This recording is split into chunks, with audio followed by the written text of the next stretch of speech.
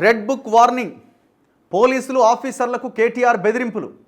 అధికారంలోకి వచ్చాక లెక్కలు సెటిల్ చేస్తామంటూ హెచ్చరిక. ఫ్రస్ట్రేషన్లో ఇష్టానుసారంగా కమెంట్స్. ఆయన వైఖరిపై పోలీసు అధికారిక వర్గాల్లో చర్చ. బీఆర్ఎస్ వర్కింగ్ ప్రెసిడెంట్ కమెంట్స్పై అసహనం. రోజురోజుకి పెరుగుతున్న గులాబీ రెడ్ బుక్ బ్లాక్మెయిల్. ఇప్పుడు మనం ఏదైనా మంచి పని చేసి అవతలోనికి చెప్పాలి. అధికారంలో ఉన్నప్పుడు ఏం చేసిర్రు? ఇదే అధికారులని, ఇదే పోలీసులని విచ్చలవిడిగా ప్రజల మీద కుసిగొల్పారు. కొంతమందిని, అందరిని కాదు, కొంతమంది ఈయనకు సంబంధించిన బ్యాచ్ని. ఎంత దారుణంగా రెవెన్యూలో పోయినా, పోలీసులను చూసినా, ఇంకో రకంగా చూసినా దేనికోసం వాడుకున్నారు? సొంత ప్రయోజనాల కోసం వాడుకున్నారు. ఈ గవర్నమెంట్ కనుక చక్కగా ఉంటే మీ మీద కేసులు బుక్ చేయడంతో పాటు మీరు చేసిన పాపానికి ఎంతోమంది అధికారులు ఇవాళ బలి కావాల్సిన పరిస్థితి వచ్చి ఉండేది. కానీ ఈ గవర్నమెంట్ కూడా ఇంకా యాక్షన్లోకి దిగలే. మరి ఎందుకు దిగలేదు అన్నది అది క్వశ్చన్ మార్క్. అది లాలూచియా లేకపోతే భవిష్యత్తులో ఏమైనా చేస్తారా చెప్పలేం. ఇప్పుడు మీరు ఏ ఉద్యోగులనైతే మీరు బెదిరిస్తున్నారో, రెడ్ బుక్ రెడీ చేసినా రెడీగా ఉండాలి, సిద్ధంగా ఉండాలని, ఈ తెలంగాణలో బీఆర్ఎస్ అధికారంలో ఉన్నప్పుడు 13 లాకప్ డెత్తులు అయినాయి. 13 అంటే పోలీస్ స్టేషన్లోనే కొట్టి చంపారు. మరి రెడ్ బుక్ ఎక్కడి నుంచి స్టార్ట్ కావాలా?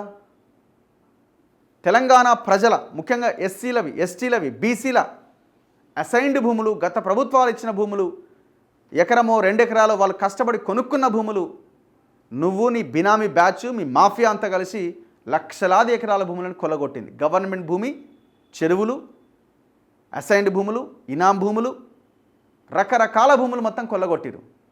రెడ్ బుక్ ఎక్కడ ఓపెన్ కావాలా? రెడ్ బుక్ ఎక్కడ ఓపెన్ కావాలా? Revanth Reddy red book open చేయాలా?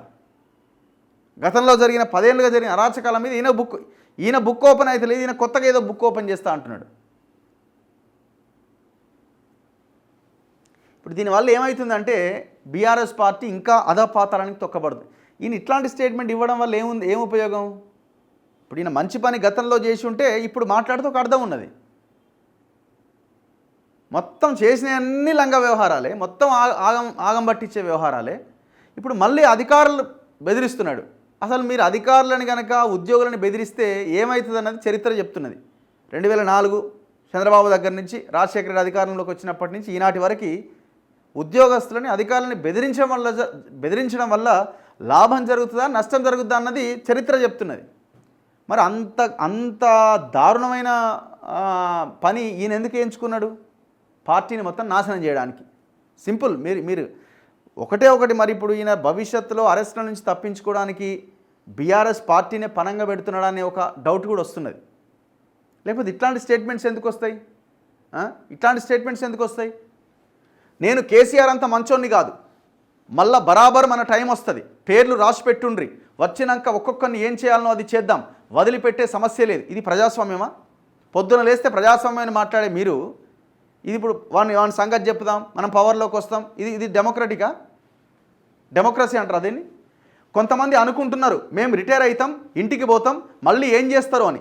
రిటైర్ అయ్యి వేరే దేశానికి పోయినా రప్పించి తప్పకుండా అన్ని లెక్కలు సెటిల్ చేస్తాం, హిసాబ్ కితాబ్ మొత్తం చూస్తాం, గట్ల ఊకునే బాపత్ కాదు. ఇది వరకు ఉన్న కథ వేరు, ఇప్పుడున్న కథ వేరు. ఈయనట ఇది చూడండి, మేము రిటైర్ అవుతాం, ఇంటికి పోతాం, మళ్ళీ ఏం చేస్తారని రిటైర్ అయ్యి వేరే దేశానికి పోయినా మేము రప్పించి తప్పకుండా అన్ని లెక్కలు సెటిల్ చేస్తామట. ఒక సోమేష్ కుమారు, ఒక రజత్ కుమారు, ఇట్లాంటి ఐఏఎస్లు, ఒక నవీన్ మిట్టలు, ఇలాంటి వాళ్ళని పెంచి పోషించింది ఎవరు? మీరు కాదా? మరి వాళ్ళ లెక్కలు సెట్ చేయాలన్నా వద్దా? మరి దాని గురించి కూడా చెప్పు కదా. మరి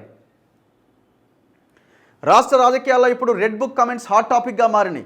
గతంలో పొరుగు రాష్ట్రాలకే పరిమితమైన ఈ ప్రస్తావన 1.5 ఏళ్ల క్రితం అసెంబ్లీ ఎన్నికల వేళ తెలంగాణలో కూడా ఫేమస్ అయింది. పలు రాజకీయ పార్టీలు ప్రస్తుతం దీన్ని ప్రచారాస్త్రంగా ఎంచుకున్నాయి. తాజాగా బీఆర్ఎస్ వర్కింగ్ ప్రెసిడెంట్ కేటీఆర్ సైతం రెడ్ బుక్ పాట పాడుతున్నారు. సందర్భం వచ్చినప్పుడల్లా పోలీసులు అధికారులకు వార్నింగ్ ఇస్తున్నాడు. అధికారం ఎప్పుడూ ఒకరిదే కాదు, మళ్ళీ మా రాజ్యం వస్తుంది, మేము అధికారంలోకి వచ్చాక ఎవరిని వదిలిపెట్టేది లేదంటూ కమెంట్స్ చేస్తున్నారు. ఇది బీఆర్ఎస్ని మొత్తం అధపాతాళానికి తొక్కడానికి కేసీఆర్ వేస్తున్న కుట్ర.